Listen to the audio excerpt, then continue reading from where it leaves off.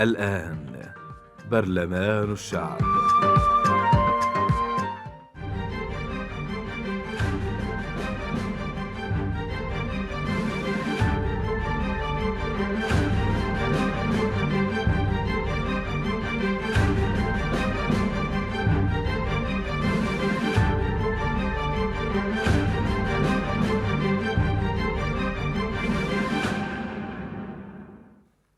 بسم الله ثم باسم الشعب نفتتح الجلسة اللجنة. شكرا هيئة المجلس. ناقش برلمان الشعب في جلسته الماضية العديد من المواضيع الهامة، وخرجت الجلسة الماضية بالتوصيات التالية: مطالبة السلطة المحلية بمحافظة إب بالعمل على توفير الخدمات الضرورية والخدمية للمواطنين، خاصة في مدينة يريم التي تعاني من تكدس الجمائم وعدم توسعة شبكة مجاري الصرف الصحي، والكشف عن مصير المبادرة المجتمعية التي خصصت لاستكمال زفلتة وترميم الطرقات والشوارع المتهالكة في مدينة يريم. تصحيح مسار أداء شركة الغاز وإيقاف قيادة الشركة عن الممارسات الارتجالية والغير مدروسة مما قد يتسبب في كوارث لا يحمد عقباها. وفيما يتعلق بوضع الصحة، دعت الجلسة الماضية وزارة الصحة إلى ضبط التسعيرة الدوائية والخدمات الطبية والاختلالات والمخالفات، خصوصا منها في المستشفيات الخاصة والأهلية وغيرها. وبالنسبة للنقل، طالب برلمان الشعب في جلسته الماضية الجهات المعنية باعتماد نظام الدور في عملية نقل السلع والبضائع من ميناء الحديدة، وأن لا يكون النقل حكرا على الشركات الكبرى والقطاع التجاري الخاص، مما يتسبب في حرمان مالكي القاطرات ووسائل النقل الأخرى من تشغيل معداتهم الخاصة. وفي هذا الصدد كلفت رئاسة هيئة المجلس برنامج عين الرؤية بفتح ملف هذه المشكلة مع المعنيين من أصحاب وسائل النقل والجهات الحكومية المعنية. وعن أسباب تزايد ظاهرة الاختناقات المرورية بشوارع أمانة العاصمة، أكدت الجلسة الماضية أن سبب ذلك هو عدم وجود مواقف خاصة بالمنشآت التجارية التي يتم الترخيص لها من قبل أمانة العاصمة، والسبب الآخر يتمثل بعدم ترميم وسفلتة الشوارع المتهالكة. وقد كلفت رئاسة هيئة المجلس برنامج السلطة الرابعة لتسليط الضوء على هذه المشكلة. هذا وقد تطرقت الجلسة الماضية إلى مناقشة العديد من المواضيع، ومنها ضرورة أن يكون القضاء محايدا، وأيضا التأكيد بأن قناة الهوية مستعدة أن تفتح أبوابها لتجار الغاز بشرط ضمان توفير الغاز للمواطنين مع ضمان توفر اشتراطات الأمن والسلامة. وفيما يتعلق بمواضيع هذه الجلسة، سيتم أولا التعقيب على ما تم مناقشته في الجلسة الماضية. يلي ذلك مواضيع هذه الجلسة وهي كالتالي: تهريب المواشي والتسويق الزراعي والمبادرات المجتمعية. شكرا جزيلا. شكرا جزيلا للجنة. في البداية كنت التقيت مع أحد أعضاء فيما يخص النقل، حسب نكون واضحين من أجل يكون واضحين لمن أصحاب للسائقين النقل. تواصلوا معنا واحد من مندوب من المندوبين حق النقابة، ما أنا داري إيشه، وبعد طلب نشير للحديدة. قلنا لهم احنا ما هوش الموضوع انه موضوع تأجيج وما تأجيج، لا احنا بيعجبنا لا دخلنا قضية نبسر معالجة، لان احنا قد نزلنا للحديدة ونزل الاستاذ ناصر في حينها وفعل اتفاق. الان ناقش ايش قصة الاتفاق، اتفاق الرئاسة، اتفاق الكذا، ايش الذي وصلت انه وصل لها نتائج. فالمطلوب تعالوا لصنعاء وطبيعي يحددوا منهم. يشهد الله مبدئيا ما كنا نتحاكى الان نشتيشي ولا حاجة مبدئيا، بالعكس لو سرنا للحديدة كان عليهم خسارة، بس كنا جو اشرحوا حسب ندي الجهات المعنية والمختصات تظهر لها، وما عاد احنا راضي مثل اول يقولون لنا هذا ولا وهذا ولا، لا احنا دائما مستفيدين ودائما بيلعب وراءها، بس انتوا تحاخوا، احنا ما احنا طرف دحين نجي. فنستغرب انه ما اعتذروا، وهذا راجع اصليهم. بس انا هذا كلامي لمن؟ السائقين يدروا ايش الذي حصل، ما يفكروا يوم من الايام ان احنا بنتهرب. ما يمكن نتهرب ولا نفكر ان احنا نتهرب مثل هذه النقاط. الموضوع به موضوع مهم جدا. موضوع احنا جايين على عيد، واحنا اظن تاثرنا حتى في احنا الشباب هنا عندنا في قناة الهوية، لان احنا اكتشفناه بحين قلنا احنا يبسلنا العيد الاول، اظن العيد الاول لما مندي نزل الحديدة ولقيوا الطلي رخيص، اسعارنا رخاص. العيد الاول، العيد من 25 من 3 تقريبا، العيد الماضي صح. ايوه من 25 ها نعم. لقيته لا ما وصل ل 25 نعم. في تهامه. فاحنا قلت عالمنا قلنا نقعد اذكياء هذا العيد، قلنا كل موظف خلاص ايش رايك ننقص من راتبه، قلنا 5 أشهر واحنا بنخصم من 3000 عاسب يجي يوصل يقعد له 25,000 يجي لي يشتري له طلي. تخيلوا هو بيجمع على 3000 وطبعا لا قبل رمضان واحنا بنتواصل مع يعني معانا احنا صدق يعني علاقتنا الذي معهم مزارع الذي من صنعاء، علاقتنا الذي بيصير يشترى، وقلنا لهم مسكاب ابشرونا. طبعا قبل العيد قالوا موجود، الا نتفاجأ الا طلع 40 45 قال ما تلقى حتى ب50. قلت ايش الخبر ايش به؟ كانت الدنيا نعمه ورخص ولا بشيء. قالوا التهريب، رجع التهريب حق الدول المحيطه يعني عمان وايش سموها هذه والسعوديه.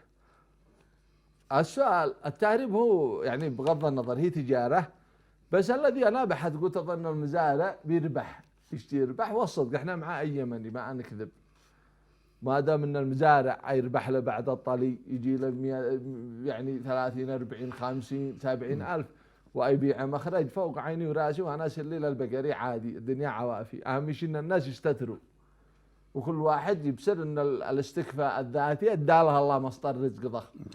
الا نحن نتفاجئ وان شلاليه حتى في التهريب معاهم 2 3 بيهربوا، وهذا بيبيع كانوا بيبيع المواطن. ما حق الدوله حقنا هذا الحين المواطن حق الموظفين ولا حقكم الذي قبل تشكلوهم للتهريب؟ هذا الذي حاصل. وفي نفس الوقت المزارع يبيع برخص مثل ما لا كان. هو دحين ما حقنا ولا انت؟ ما دام هو بيبيع المزارع برخص فحق انا وانت ان احنا نشتري. نعم.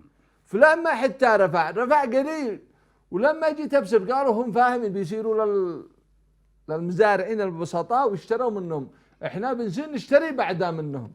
قلت لا ونعم ايوه. ومن كم؟ قال ب50. قلنا ما شاء الله بدأنا الرفعه، هذه البرعه الصح. ما قد وصل العيد وقد الطريق ب5 ويوم العيد شيء يقع لك زز. كيف نفعل؟ شكلنا نشتري دجاج ويقدر الضحيه بدجاج ربع ثلث ذوق الدجاج. الدجاج ما ينفع، لكن مع قد وما حيلة المضطر الا باقي شهر وقد الطريق ب50. ما عاد تصل بعد الشهر الا وقدوا ب150. اي شو الخبر؟ وين الدولة حقنا؟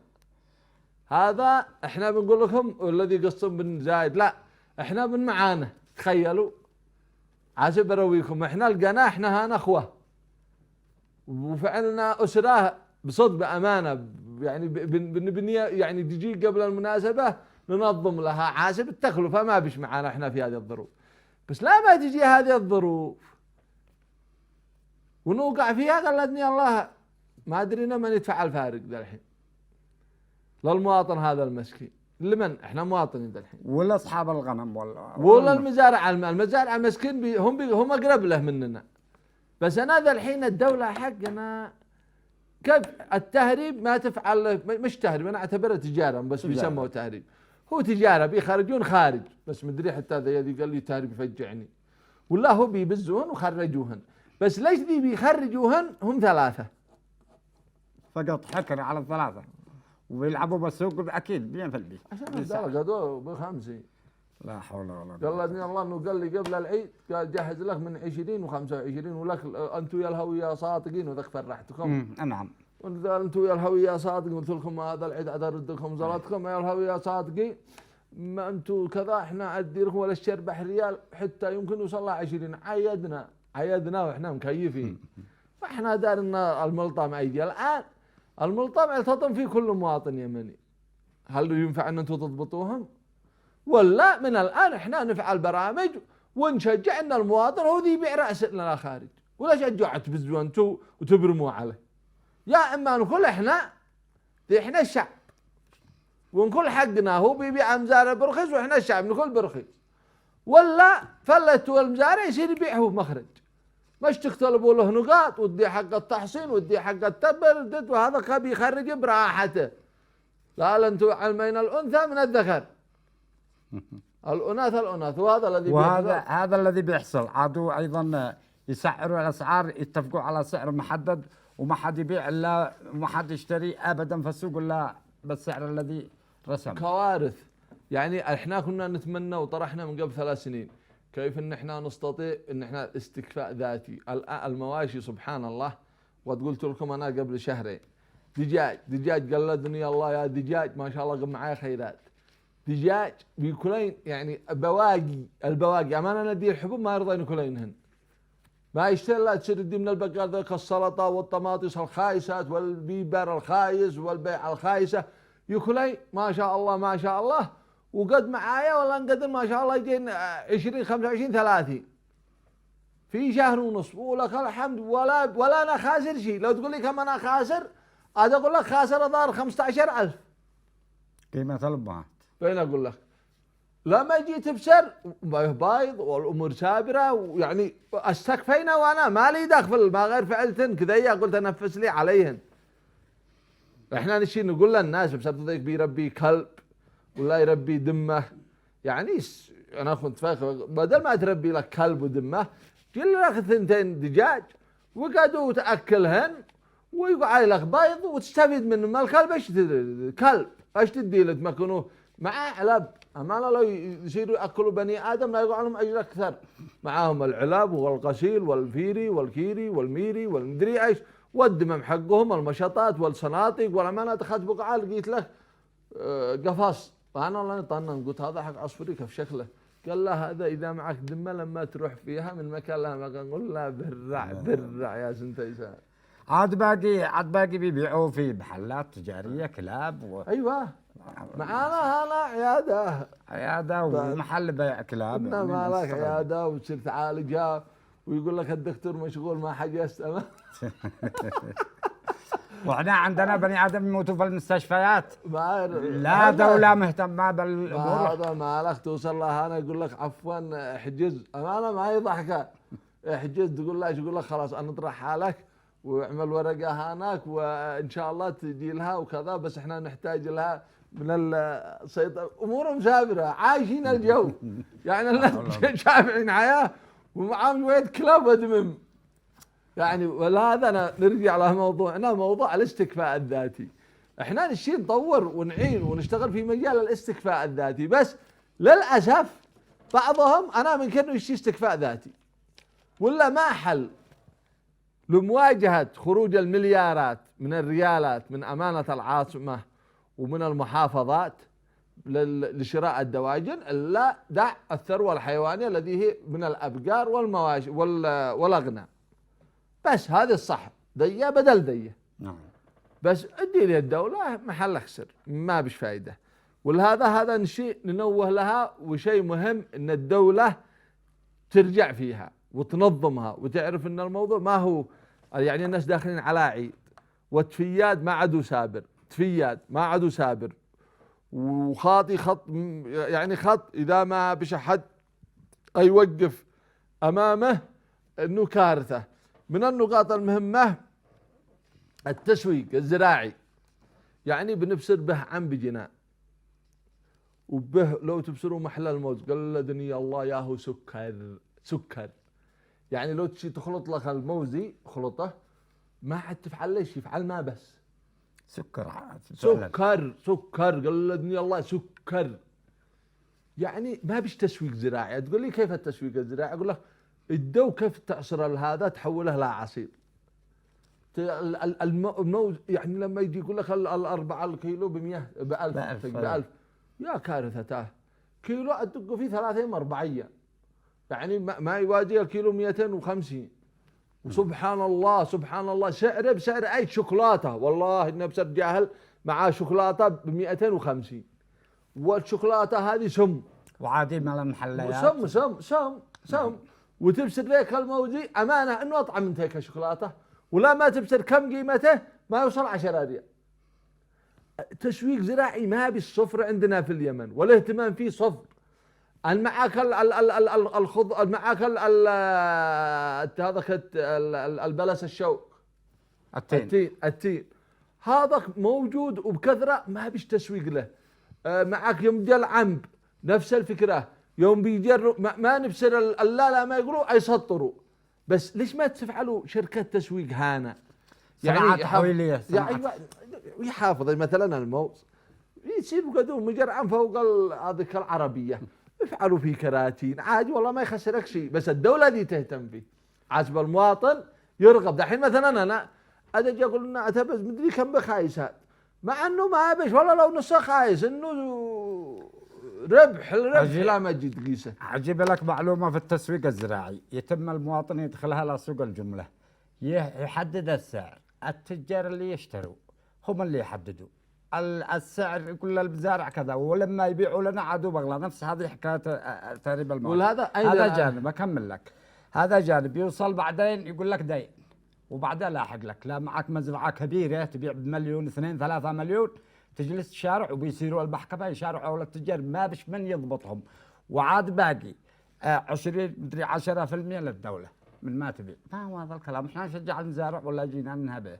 ولهذا انه الذي حاصل كارثه، وليش بنقول لك تسويق 6%. نعم 6% هذا لإدارة التسويق. عاد احنا بندور يعني التسويق ايش بتفعل؟ المفروض معاهم فلاشة صغيرة كيف يستفيد واحد من هذول الاشياء. تسويق للدواجن، يعني الدواجن بدل انا جيت احسب بدل ما كانت يعني طبعا انت شيء حتى تتعلم، ما هو هكذا. مثلا انا صدق انا رعوي جلست في المزرعة 4 سنين، فداري مثلا تهي دجاجة تنفع اني تجفي وتخرج شقران، تهي الدجاجة ما تنفع الا للبيض بس، تهي يعني تجسرك، تهي الدجاجة هي كذا، يعني كل واحدة لها. هذه اي حين تجي تجفي ضروري وعاسب تخليها ولا جسمها ما قدوش مناسب له. يعني جاء لما كنت ابصر بعض الاوقات لما يجلسين بيض قال لي يلا كان جي في اسبوعين انه البيض يعني ايش اقول لك اكثر من طبق 2 3 وعاد كان قليل. لما يزداد ما شاء الله والله انا حسبت قلت ليش ما يفعلوا كل واحد في بيته كذا اياه، الدوله تفعل لهم شبك وتروي كيف على شويات راب عاسب ضروري يجلسين فيه وقفص وفلاشه صغيره تعليميه. البيض هذا كله والله ما حد يستخدمه كله، وبعدها بس صحي يقول لك للركاب وبيض. هم فاهمين البلدي بس الناس ليش ما يربوا؟ ليش ما ينظموا؟ بعض قالوا يجي فقط قال اني الله احسن من العطر حقك. انه يدروا الناس يرجعوا. التسويق الزراعي اليوم من المهم جدا انه يكون هناك تسويق زراعي منظم يخلي كل واحد يهتم. تسويق حتى مش زراعي فقط للمنتجات، حتى تعليمي كيف انك تستطيع تزارع. يعني تجي تبصر فلل حنانه طنانه وكل الاشجار ولا ما تكل ورقه منها. قال ايش مناظر وين حق زمان تدخل بيت فيها اسفرجل فيها الرمان فيها البلس فيها يعني حتى البن كل البن موجود في كل البيوت. وهذول ايش ما يفعلوا؟ قال لك بس الشكل هذول شكل جنان اصلا. يعني جاء عمل منظم. يعني الدولة بتثقفنا على زراعة الاشجار دائمة الخضرة التي لا فائدة منها. ايش السبب؟ بدليل زراعة الحدائق يقول كذا والكذا كلها اشجار. وازيد اقول لك وش تشجع؟ تصير المشاتل هذه الشجرة فيها خضرة هذه تقول له وين البن؟ وين الرمان؟ وين السفرجل؟ يدوا لك شجر استجير بالله قبل نقول ورد يا الله، بس شجره باش تخرج خضر ورق خضر بس. يعني الذي في الرصواف والذي في كذا ما دام الارض حقنا متقبله ليش ما تفعل له شجر مفيده؟ وللعلم طرحنا لامانه العاصمه دخلونا مشتل مدري بكم ادوا لهم من المنظمه ملايين، دخلت والله اني طننت ولا شجره ياكلوها الواحد. والمشكله بيفلسفوا هذه الشجره تزقزق والبقدق والطقطق ايوه وش قصتها؟ عايش من فاكهه تخرج ولا ما بحاجه. يقول لك لا اشتو اكسجين كذا، انا الاكسجين في البن لا في الازراع والاكسجين ما تديش انا في داخل صنعاء مثلا صالح البلس صح من الورقه ما تخرج اكسجين. لا اضخم اكسجين لاني من الصباريه. الصباريه اكثر ما بي اسفرجل انا في دارك ياخذ يا الشجر حقه كان عندنا في البيت اسفرجل في بلادنا ما افسدش من كارثه. الرمان هتقدر تفعل، البن عايش فيها خضره يا اخي هذه عمل وبتدعمه منظمات ما هو عمل عشوائي. وهذه من النقاط المهمة جدا انهم يركزوا. شيء النقطة الثالثة موضوع المشاريع طبعا انا ايش ذكرناها؟ المبادرة المجتمعية. وليش بين اقول لكم المشاريع في المبادرة المجتمعية؟ الشيء الان الدولة حقنا بعض الاوقات تجي مبادرة مجتمعية دخل المجالس المحلية وبعدها انه دخل له ميزانية بعد كذا والمجتمع قص انه ذي بيفعلها، وين صارت؟ يا خبير قد فعلوا إدارات في كل بقعة، إدارة اسمها إدارة المشاركات المجتمعية. ايوه تمام. لما تجي ميزانية فرضا في نفس هذا المشروع كيف يعرفوا؟ أنا مش أنت عارف كم الذي جاء من المواطن وكم الذي سار، قال لك وش الحل؟ أنا ينزل المهندس ينزل المهندس يكتب تخطيط العمل المشروع بمبلغ وقدره من من المشاركة المجتمعية، المهندس والكذا والمدير وكملوا ذا، وبعدين يدوا ميزانية ويسبروا قالوا باع كمل توقف الدية مواطن، أصبحت إجبارية في نفس الوقت. هي هذا اسمها هي غير إني اختيارية. خليها إجبارية ولا اختيارية، أنا ما نشفي هذا المصطلحات. أنا في حاجة واحدة، أي شيء ظاهر لي إني ما هي الدولة صرفت لها اليوم مثلا في شارع 30 خلف تبت صادق، فبدأوا الصدق ويشكروا الجهات الرسمية ونقول شكرا لمن هذا الذي نزلتوا انتم مديرية معنوية في شارع 30 نزلوا وبعدوا هذا ما عدرينا هي الدولة ولا مشاركة مجتمع. المجتمع يقول هو ذي فعلها والدولة تقول هي ذي فعلتها، ولهذا احنا نشتي اللبس هذا يكون واضح، لأنه حصل في انهم كانوا يبزوا من المغتربين وكذا مشاركة مجتمعية، والدولة تجي زمان طبعا قبل سنوات، ونتمنى اني ما تتكرر. نقطة أخيرة أنا أطلب من أنا طرحت موضوع القاضي في محافظة إب والشهادة الذي أنشهدها. أنا مستعد وأترسل رسالة بإذن الله بشهادتي مكتوبة ومختومة وأرسلها للقاضي، وأتمنى بأن يقبلها مثل ما قبل رسالات سين وصاد، لأن الناس أخواه وما بفرق بين أحد. والقضية الذي طرحناها الذي فيما يخص الزبيري والقحيزة، ويشهد الله بين يداء الله ما أتشهد إلا بما أنا عارف به وما وصلني وما كان أمامي وطرح أمامي، غيره لن أشهد. وكنت أتمنى بأن القاضي يتجاوب وأنهم يجوا لا صنعاء مثل ما بيفعلوا الناس بحسب القانون مهما جاء، وأنا أفعلها. وشكرا جزيلا، وترفع الجلسة.